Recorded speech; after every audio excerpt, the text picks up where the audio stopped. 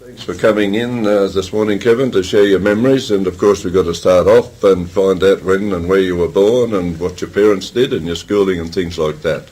Right. My name is Kevin James Biltoft.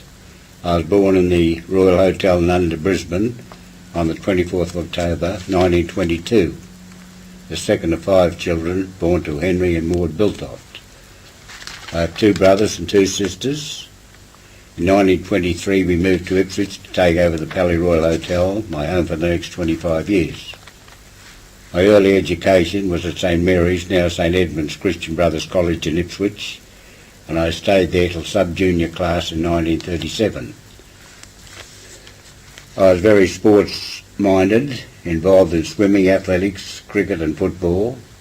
I won the Open Swimming Championship at 14 years of age. My father was very involved in legacy, racing and football promotion, as Ipswich was a great rugby league town up to World War II. 2 internationals lived with us, Jimmy Craig and Jim Bennett, for quite some few years.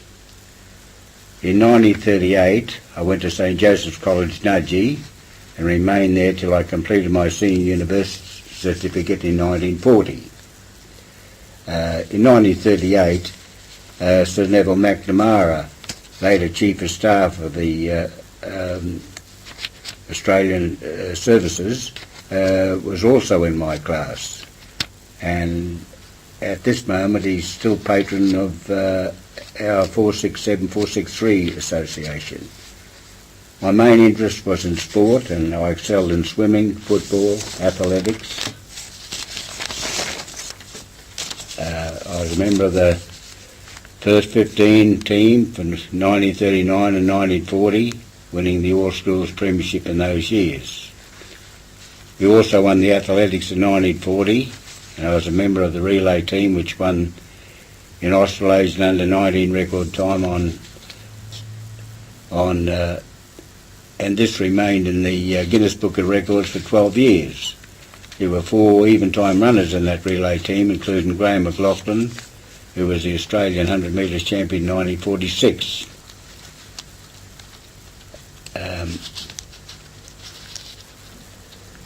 What kind of introduction did you have to service life? Why would you have joined up if you were so keen on all of these other things? Yeah? Well, my father was a First World War veteran, and he was very involved in legacy and activities of World War I veterans. As a matter of fact, he made sure that I knew everything about the First World War. He bought me magazines each week, which I had to read, and unfortunately I lost my father in 1938 together with 10 other First World War veterans on a deep-sea fishing trip in Moreton Bay. I pleaded with my mother to join the Air Force in 1941, but she wanted me to join the Army like my father. However, finally she granted me permission on the 7th of December 1941, the day Pearl Harbor was bombed. What about group pressure, or your fellas that you knew all joining up, or was there any of your religious beliefs have any bearing on it? Was the publicity any bearing on it that was around at the time, or anything like that, or your reason of joining up? No, it was purely my own decision. I wasn't influenced by anybody else, possibly mainly when I heard of a few of my schoolmates who already joined the Air Force. It probably had a slight bearing on me, but my ambition was to go into the Air Force. Was there any reason for that? Why did you like the Air Force? Well, as a lad, I remember reading in the paper where Sir Donald Bradman was in the Army, and he was discharged for having flat feet, and I had flat feet, so I didn't want to go in and be discharged. So that was one reason. Okay. I'd like to know, Kev, did you tell any little white lies on your enlistment papers, and where did you go after, or where did you go for your training? No, I told no white lies. I told the truth. I wasn't in the habit of telling lies in those days, at any rate. I thought they'd find out if I did tell lies. So, no, I told the truth. I finally received my notice in May 1942 to go to Bradfield Park for my initial training. I spent 3 months there doing ground subjects such as mathematics, navigation, wireless and of course drill instruction. I was selected to become a navigator and I was transferred to Cootamundra to do our first flying on Anson aircraft.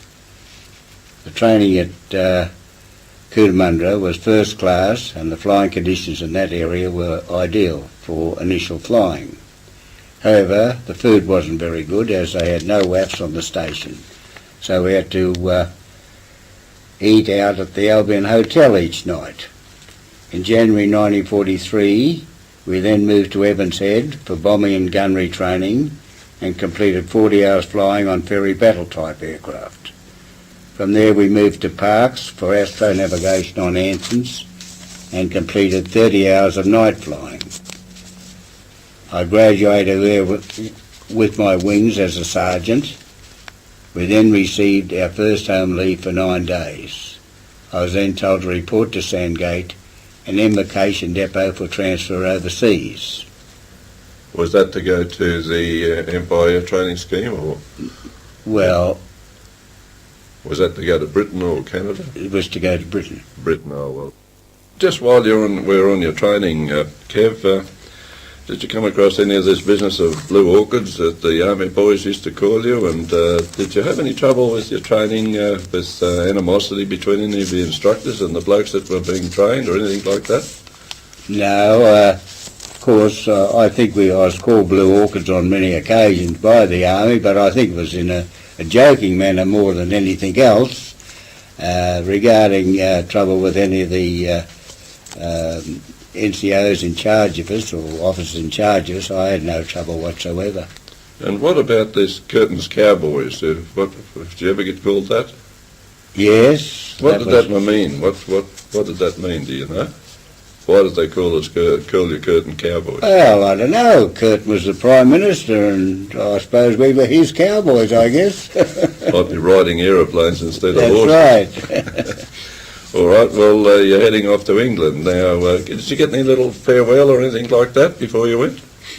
No, there's no farewell. We just marched down to the ship, put on the Mount Vernon, which is a 35,000 ton boat, with there's quite a few Americans on board, of course, some of them returning from the Pacific, been wounded, and the remainder were Australian Air Force. And what was your last port of call? Well, we left Sydney, had 1 day in Auckland, where we got leave, and then our next port of call was San Francisco. Okay. What did they just transport you across America then? And We went by Pullman trains, took us 4 or 5 days from there to a place called Miles Standish, near a town called Taunton, approximately 30 miles south of Boston. Wonderful trip across, really. was it an escorted trip across from Sydney to? Yes, we had America? NCOs in charge in one No, flight. I mean, destroyers and that. A convoy. Was it the convoy? No, Wasn't it? no, there's no convoy. It's a fairly fast ship, so I think it was fast enough to Beat the subs. beat the submarines. I see. Was it all lit up? Very cool. Or No, I think it was dark. No, it was in darkness at Yeah. night time. there's been some stories. That's right, it was in darkness at night Yeah. time. Uh-huh. Of course, I can remember them only throwing out the garbage. They only did that at night time. I see. Now, what was the accommodation like on there? Were you down below decks and? Yes, we were down probably 1 or 2 decks. We all had little jobs. I was employed in the bakery section. Of course, I pinched a few cakes to supplement our hunger. But the meals were quite good, quite good. All right, now you've got to England. How'd you get to England from there then? From New York, we went in the Queen Elizabeth. It took 4 to 5 days.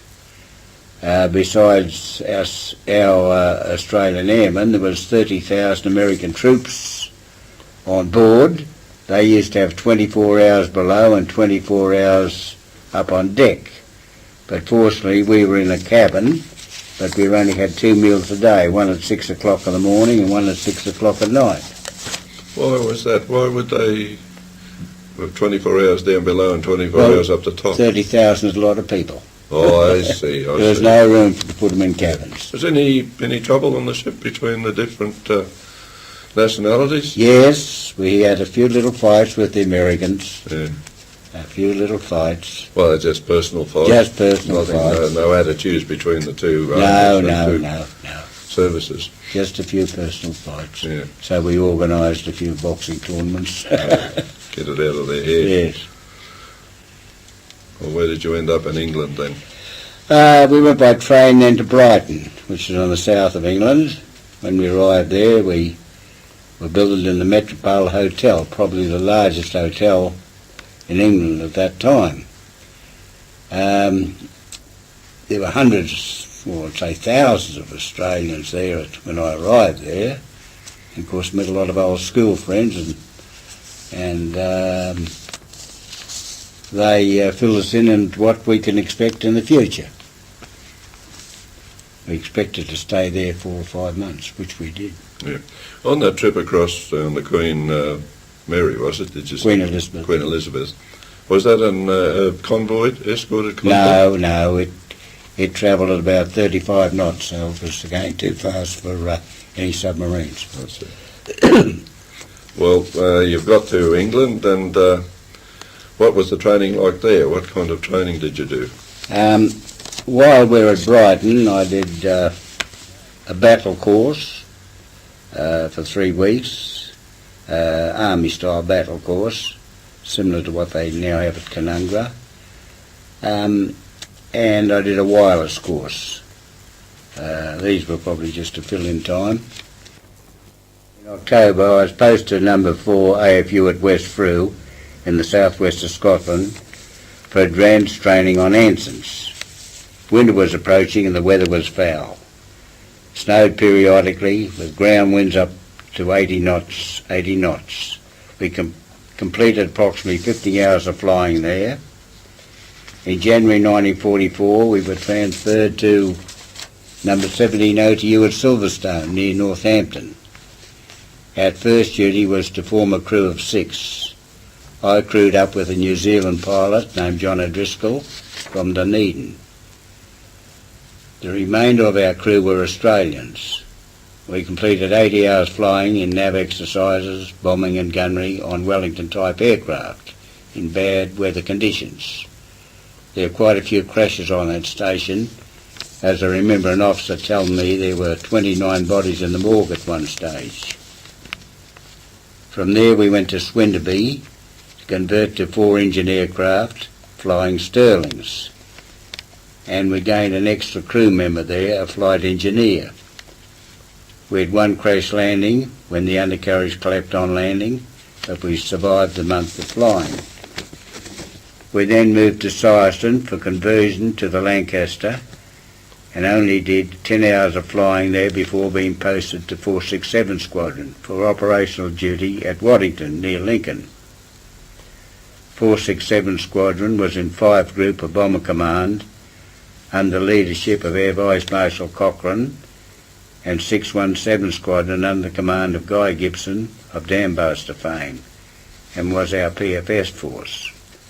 5 Group operated separately from the 1,000 String Force of Bomber Command on specialised targets. Wing Commander Brill was the CO of 467 at that time. This was the week of the invasion of Europe, so there was plenty of happening at that stage. Yeah, but it looked as though you're pretty well trained over there in England. You've been there for about 12 months, and I suppose you've got to know the English people a bit, and got plenty of leave over there, did you? Yes, we had plenty of leave. I had a nice 9 days leaving Scotland at one stage. I had 9 days in the Lakes District, Windermere area, and I also later on I had a leave in Southern Ireland, which was neutral in those days. That was very interesting. Of course, I even met German POWs there at a bar each night. They used to come there, allowed to come in to have drinks there. They were more or less very pro-German, the Irish, and they even bowed to the Germans as when they left the bar, but they didn't bow to us. I think they probably hated the British more Yes, than they anything. probably did. What about mail and stuff like that? Did you Yes, get our mail was news from very home? good. Yes, we got plenty of letters from home. I even got papers. My mother used to send me the Truth over occasionally, and it had a little bit of news in about home. But apart from that, you didn't get much news about Australia or what was happening in the Pacific, strangely enough. Didn't you? You didn't No. really know the threats that were No, there. we didn't know really what was going on. We knew the war was going on, of course, but Yeah, you were engaged in we didn't know... protecting England at the yes, time. that's yeah. right. Probably worried about our own Yeah. troubles. Yeah, and in the British Air Force, you were under English command all the time, were you? Yes. What percentage of Australian crews would have been in those squadrons then? Well, when we were on an English squadron on 619 and 227, we probably had 2 Australian crews out of 19 on the squadron, and we were very well treated. Actually, probably better treated on an RAF station than we would have if we'd have been on a RAF station. In other words, you weren't looked upon as the colonial boys. No, they treat us very well. We got on very well with the English people, and I really enjoyed my stay there. What about discipline? How did it go on those kind of bases? Well, on a squadron you could do what you liked. Yeah. There was no discipline. There was discipline, yeah, but time was your own. When you weren't at war, you could go on leave, you could go where you wanted. And you see all the damage occurring to Britain, some bombings and all that kind of stuff? Oh yes, quite a lot was done in London. Matter of fact, I stayed out one night to watch a bombing, to see what it was like. So there's a lot of damage in London, quite a lot, and Coventry and a few of the other big cities. Yeah. You had no problems, of course, when you were on leave with MPs. Who were you under there? What kind of discipline? Who kept you in trim? British MPs or Australian MPs? British MPs. We had no Australian ground staff there. We had some Australian ground staff, but they were engaged on aircraft duties, you know. I see. Rank had you got to by this time, Kev? I was a flight sergeant at that stage. Okay, and then you now have to go into battle. What was your first little sortie? Well, the pilot, engineer and myself were sent on a familiarisation operational flight with separate crews to bomb a flying bomb installation site at St. Louis d'Esseron, 30 miles north of Paris. Unfortunately, our pilot's aircraft was shot down by a German fighter and was killed. 5 Group lost 9 aircraft that night, all shot down by German fighters. So our crew was minus a pilot, and we were headless. The normal procedure in these cases was to remain on the station and fly as odd bods with other crews which were understaffed due illness. But we wished to remain together as a crew if possible. Mainly through the efforts of Wing Commander Brill, we achieved this and returned to Lancaster School of Syerston to get a pilot if possible. There was a spare English sergeant who had been dumped by his crew, but the station female adjutant told me she wouldn't recommend him, but we were willing to try anything to keep our crew together. So we did some circuits and landings with him. Our genuine conclusion was that there was nothing wrong with his flying ability. So we took him into our crew and was posted to 619 Squadron at Dunholm Lodge, a satellite drone of Scampton of 619 fame. He was immediately promoted to flying officer.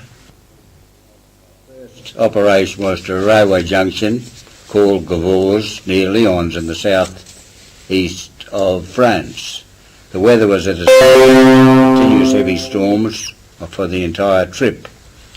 On the recommendation of our master bomber, we switched on navigation lights to avoid collision, as he said no German fighters would be able to fly in such poor weather conditions. One of our squadron did not return. Then we did 5 daylight raids in France, mainly flying bomb installation sites. We generally did these at 2,000 feet level, although some were quite heavily defended. I remember one in particular, Bois de Casson, where the ack was quite the opposite to the forecast of light. We had 30 holes in our aircraft on our return. All aircraft were tending to move away from the heavy ack, and Wing Commander Lancaster, who was controlling the bombing in a Mosquito, ordered us to abandon our first run and come round again with more accuracy. Our aircraft on our starboard side dropped his bombs when there was another blank immediately below him. The bombs hit this aircraft and down he went. I only saw one get out, but the parachute seemed to be burnt, so it didn't open. I heard later the pilot of the ill-fated aircraft was a South African VC winner from 44 Squadron. After 9 operations on Bomber Command, you were granted 10 days leave, and while on leave, Lord Nuffield gave you 10 shillings a day, so this certainly was appreciated. Hence we had our first leave from the squadron in August 1944.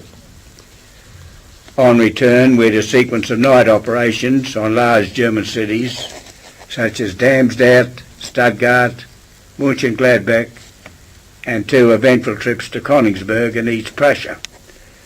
The first one took 10 hours 40 minutes and the second 11 hours 30 minutes. We flew low over Denmark and Sweden, a neutral country, and they greeted us with some friendly flak, firing in the opposite direction. I had been commissioned to wind find in en route for the remaining force who weren't equipped with H2S radar. I sent out a wind direction every 6 minutes for 10 hours. My log was sent to group headquarters on return, and they congratulated me on its accuracy. On our second visit to Königsberg in 3 days, our bombing was delayed until the target markings were completed. This delayed us some 30 minutes, orbiting in the circuit of the target areas at an altitude of only 6,000 feet. Defences were very heavy, and the delay allowed the German fighters to get airborne, although the majority were only Ju-88s. We were combed by searchlight for considerable time and attacked by a Ju-88, which the mid-upper gunner disposed of. The searchlights and ack remained with us while we were on the bombing run, and on dropping the bombs, the pilot threw the aircraft into a steep dive, reaching 400 miles an hour and pulling out at 500 feet over the Baltic Sea. The return trip was very uneventful until we reached England, and we were told that England was completely fogged in and divert to Lossiemouth in the north of Scotland. The trouble was we didn't have enough fuel to get there. Hence they gave us permission to land at an emergency landing field at Manston, a drone equipped with kerosene Fido flares for such an occasion. I slept for 18 hours without waking after that long flight. On the 9th September, we went to Mönchengladbach in the Ruhr Valley. Group Captain Guy Gibson was the Bomber Command, controlling the markings of the target. In the vicinity of the target area, I had no duties to perform, so I used to listen to the instructions from the Master Bomber of PFF. I remember Guy Gibson saying in a calm voice that he was going down now, do a good job of it. I understand he was going down to inspect. I was on correction. Understood he was going down to inspect the target markings, but it turned out he had been shot down, and ultimately this brave man was going to his death. In early September, we were posted to form a new squadron 227 at Biltoft, still in 5 Group. I had recently been commissioned a pilot officer, and my pilot was promoted to flight lieutenant as a flight commander. We were the senior crew of the new squadron, with 22 operations to our credit. Conditions there were very enjoyable. An Australian crew on an RAF squadron seemed to get more privileges than they would have if they'd have been on an Aussie squadron. I had my own central heated room, a batwoman to attend to my needs, and the meals in the officers' mess were first class. I was now promoted to acting nav leader with the rank of flight lieutenant and conducted nav briefing to the other crews.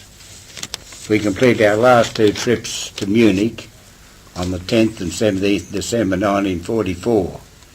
Munich was very heavily defended, and we dropped one of the first 16,000 tall-boy bombs. Well, that was the end. It was going to be strange leaving the squadron. There was something about squadron life that you don't get anywhere else. The feeling that from the winkow down, and you are all in the same boat. You get to know blokes on the squadron.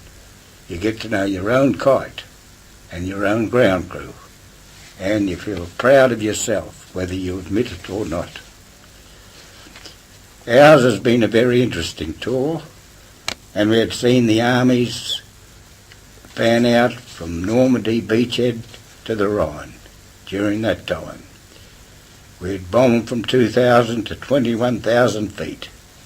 We had flown over France, Belgium, Luxembourg, Switzerland, Sweden, Denmark, Italy, Poland, Germany and East Prussia. We'd taken from 2 hours 35 minutes to 11 hours 30 minutes to do ops. We'd bombed towns, cities, marshalling yards, dams, dikes, flying bomb sites, gun positions, canals and troops. We'd seen Lancasters die. We'd been hit ourselves. We'd been seen fighters and flak. We'd seen light patterns which were undescribable. And we'd been coned by searchlights. And we had come through it to remember it all till our dying days, and soon possibly we would be going home. I ask you about fears and going out on these bombing raids. Did you ever feel like you wouldn't like to go or anything like that? In the early stages I didn't, because when I arrived at 619, the other crews told me, he said, no one finished the tour here. But what do they mean by that? That they all got killed. All got killed. No one has finished a tour there for months and months. How many numbers did you have to do a tour? What's a tour? 30. 30, okay. 30 raids. 30 raids, yes. Early in the piece, there was a certain amount of fear to it, but as it progressed, and by the time we got to 227, I was quite confident. I never used to even wear a flying suit. I just used to go in the ordinary street clothes to ops. That's how confident I felt. Yeah, you didn't feel any fear of going into battle? No. Because that's what you were doing on every raid, weren't Right. you? Going into battle. That stage, no, I didn't. Yeah. No. Did you have any conscience about all that bombing and destruction that you were causing? No, I just felt it was my job to do that, and I did it. All right, well, what happened after that? You were all grounded, I suppose, were you, when you finished your tours? Did you? We were then granted 4 weeks leave, but the sad part of for me personally, was that I had written to my mother to tell her the news that I would be coming home soon, and I received a cable that she had died of a heart attack. On my final farewell interview with Wing Commander Millington, he told me that he was recommending me for a DFC, but I didn't receive it. I received a mention in dispatches instead. My pilot was decorated with a DFC and AFC. I was then posted as an instructor to a French OTU at Lossiemouth in Scotland. Very cold place in winter. I completed a senior nav course while I was there, and in March I was told to go to Brighton to return to Australia. We left Liverpool and the Empress of Scotland for Australia via the Panama Canal. Our only stop was at Christopher Colon at the entrance to the canal. We were at sea on VE Day, and we didn't even have a drink to celebrate it. The sight of Sydney Heads was the most welcoming happening of my life. It was wonderful to see our beautiful harbour again and arrive home safely. Of course, and disembarkation leave followed, but I didn't believe it was going to extend for 3 months. We obviously weren't required to fight the Japs. Shortly after VP Day, on the 15th of August 1945, I received notice to go to Sandgate for discharge. I didn't like the idea at all because I really wasn't prepared for it. However, I was discharged on the 1st September 1945. Did you get anything on discharge from the services after all of those years with them, and did you have any trouble settling back into civilian life? We were given £10 I think, to buy 2 suits. I had a lot of difficulty transferring back to civil life because, as I stated previously, I was discharged on the 1st September 45, one of the first. I didn't know what to do. I didn't really have a job apart from working with my mother prior to joining up, so I had no real job to go to. They wanted me to go to university. The Air Force wanted me to have the qualification to go to university, which was probably what I should have done, I guess, but I didn't want to do that. So in October 45, I got offered a job flying for KLM Airlines as a nav wireless operator, initially on C-47s, and when aircraft became available, we'll be transferring to DC-4s. We operated out of Archfield and flew to Batavia via Townsville, Milwaukee, Hollandia, Biak, Morotai, carrying food and freight, and on return via Surabaya, Kopang, Darwin and Cloncurry, we carried Dutch refugees to Australia. In January 46, I was posted to Morotai to manage the station and operate around the East Indies. This gave me a first-hand opportunity to see the places the Allies operated in throughout the Pacific Campaign. The RAAF was stationed at Morotai to cater for aircraft flying through to the Philippines and Japan. The Australian Army had moved out completely, and in June 1946 they moved out. I returned to Australia in December to be married after my honeymoon. I was told that my wife couldn't return as hostilities were erupting between the Dutch and the Indonesians. I returned on my own, but only lasted 6 months before I returned to Australia as the problems were getting worse in the East Indies. I resigned from KLM and I answered an advertisement for air traffic controllers in Civil Aviation Department. The requirements were 500 hours of pilot or navigator. I was accepted and sent on 3 months course to Melbourne. Worked in the control tower of Brisbane Airport for 16 years, until radar was introduced, and I became the supervisor of Aerodrome Approach Control Centre and remained there till my retirement in 1980. In other words, you spent your life in the Air Force or something to do with planes. That's right. With your service in later life, in your memories, did you get any troubles with nerves or sleepless nights, nightmares, and has it troubled you in your later life? I had a lot of trouble. What, nerves? They couldn't sleep at night, and that was the reason I retired in 1980 at the age of, 57. So I retired to live on the Gold Coast with my 2 daughters, already living here. We now have 7 grandchildren, ranging from 10 to 24 years. Has it got any worse as you got older? The effects of the service, your service life? No, I don't think so, but it has always worried me a little bit. Yeah.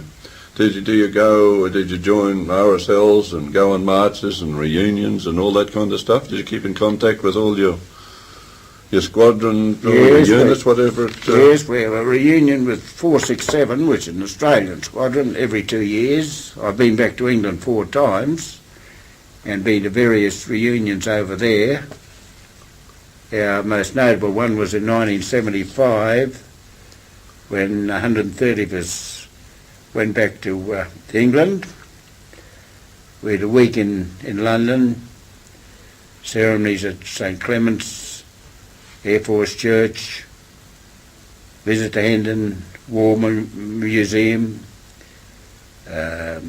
dinners and castles outside London with the English members of our squadrons, and a week on our old station at Waddington, which was wonderful. They looked after us, arranged fly passes of a Lanc.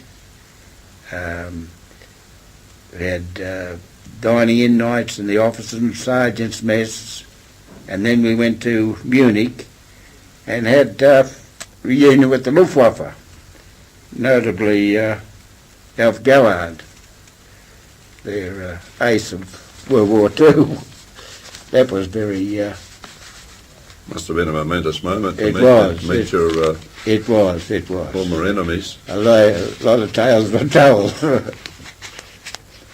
However, we've been back, as I said, on four occasions to various reunions over there, and we have one in Australia with 467 every 2 years. One next week, as a matter of fact, in Brisbane. All right, Kev. Well, look, thank you very much for coming in and sharing your memories. There's no doubt the youngsters, young historians and researchers down the line are going to get a lot of information from a fellow that was right up there in the thick of it. Thank you very much for coming in. Good, thanks Jim.